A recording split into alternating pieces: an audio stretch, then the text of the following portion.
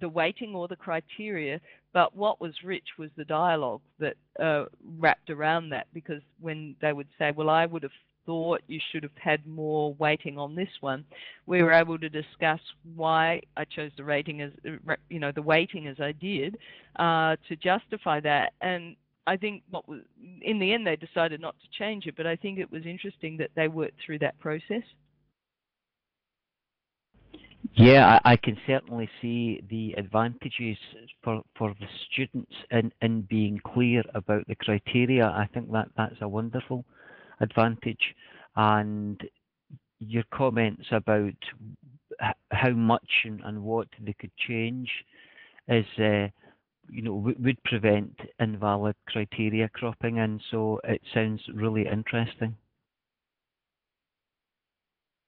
Do you use formative feedback or assessment or peer assessment, Bobby? My organisation does. We use formative assessment. Personally, my work is mostly 99% on summative assessment. Right. There you go, Bobby. You're a man after my own heart. Straight to the summative. I hope I've converted you, Jeff. Yes, I'm saying it with a smile. Tongue in cheek.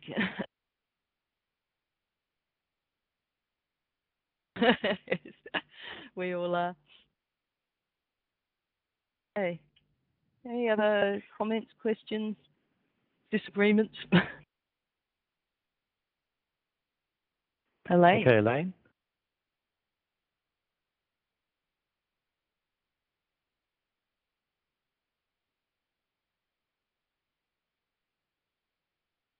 Actually, Elaine, if you're speaking, we can't hear you. So if you're having a problem with your mic, well, first of all, just make sure you've got the control button down or you've got the talk button down. The other is, if you're having trouble with that, yes, just type in. Can I try that? Is that better? Oh, we can hear you. Yes, yes, that's good. Thank you. Oh, good.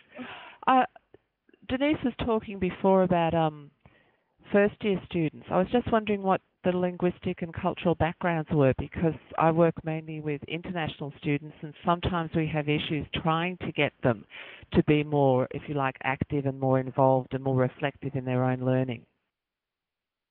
Yeah, I'm not sure if you were online from the start, and I did mention about some of the challenges with cultural differences. I haven't had too much problem with the students studying onshore, more in the transnational context.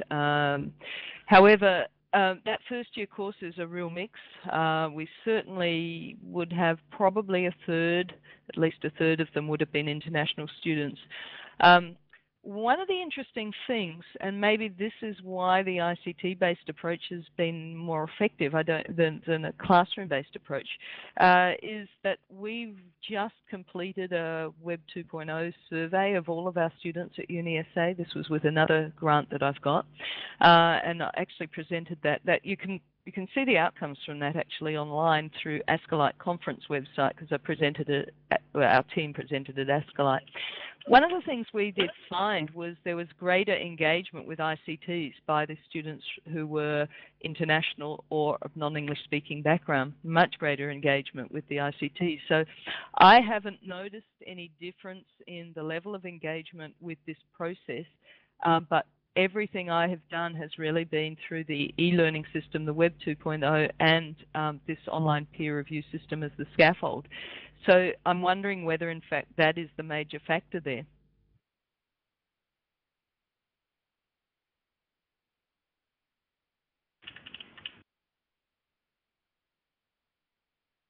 Elaine, when your observation was it using an e-learning system or more classroom-based?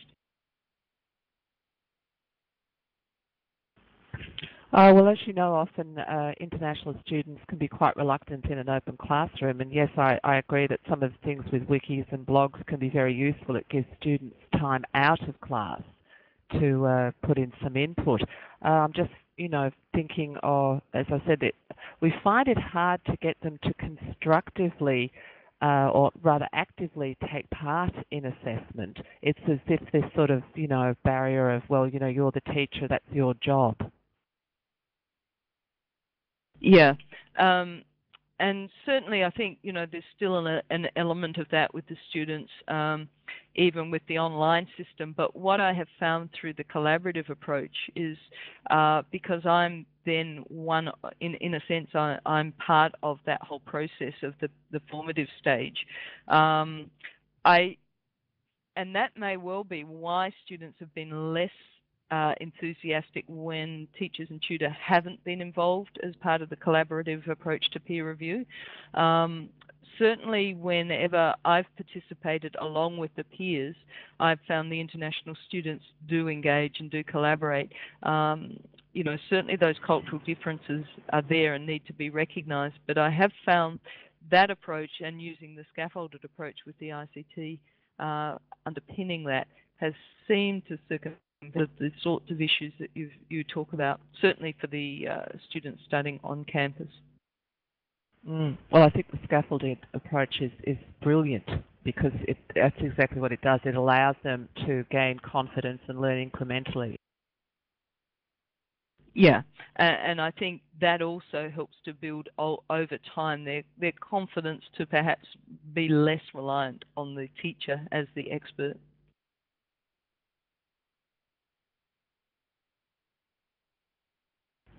Denise, can I ask something about the international students?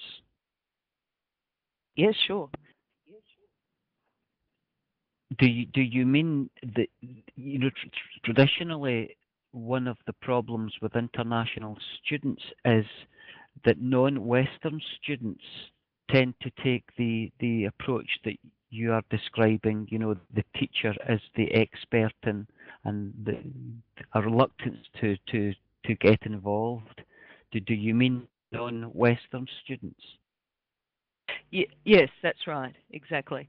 And that certainly was the experience when we, in traditional approaches to trying to engage them in this way without the use of the ICT base with the scaffolding built in, it's been less of an issue since we've moved to this new system. And I think it's partly because the formative approach is a non-evaluative approach to gaining the students gaining that confidence and that ability to be able to speak out and to feel that it is more a collaborative approach and not, there's not necessarily one perfect answer that the teacher's always going to have, but sometimes it's something that is open for discussion and debate.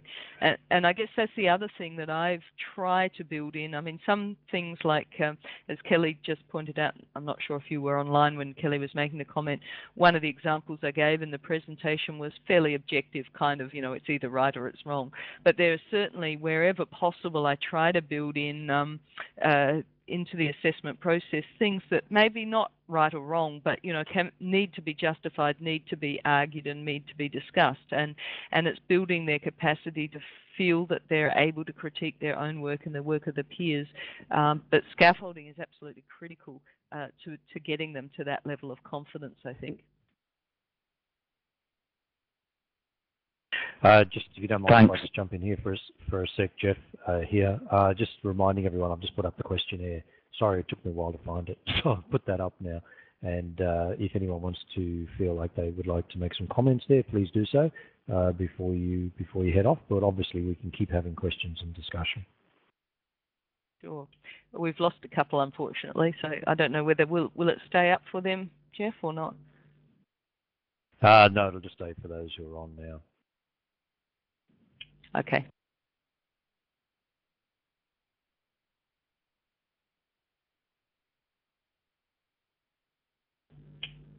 So, Elaine, would you be interested in trialling something like this? Have you thought about the more use of ICTs?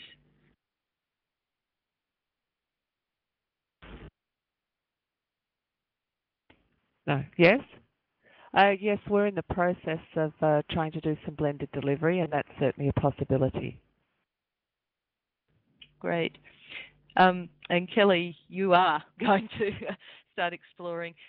Did you Kelly, take down that new URL? Because we've changed websites. That's a new URL that was at the end of my presentation as well. You might want to check out.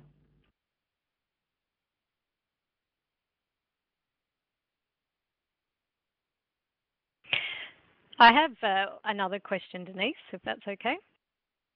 Yes, sure.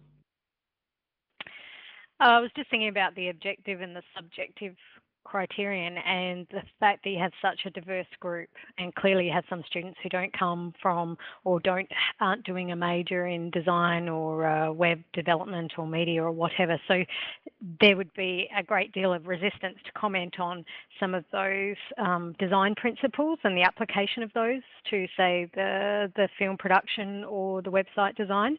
So do students who are probably more competent in that area would naturally provide qualitative feedback there. But what if for students who felt that they were, or they wanted to respond to some criticism about, say, that area in particular, the design principles, was that happening through the blog? Were students responding? Well, any of the feedback, in fact, but particularly on some of those points.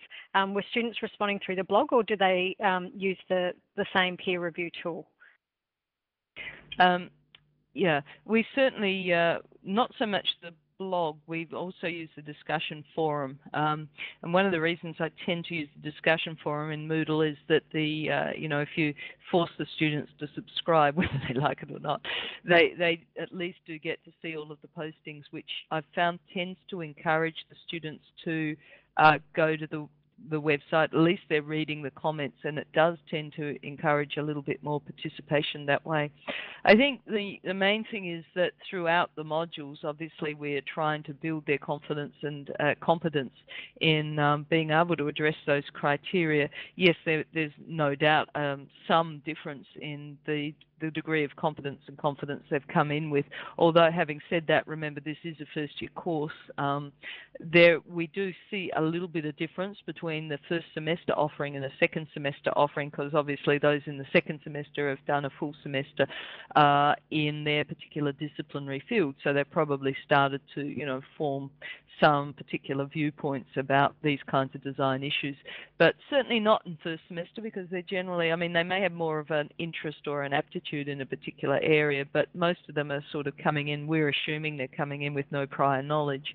So with the combination of the scaffolding and with the module material, plus the formative feedback, of course, that they still get through their normal tutorials and so forth, we would hope that they would all be, by that stage, at a level of confidence. I'm sure there will always be differences that we can never completely remove, but we try to make it as even a playing field as possible for them.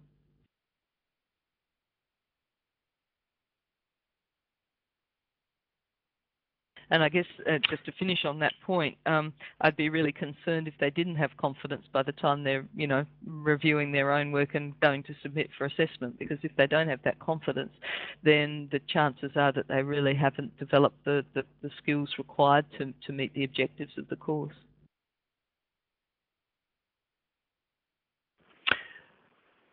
Okay, are there any other comments? Because Denise has kindly been on for an hour and a half for us, and I'm just conscious not to I guess, overstay our welcome here with you, Denise.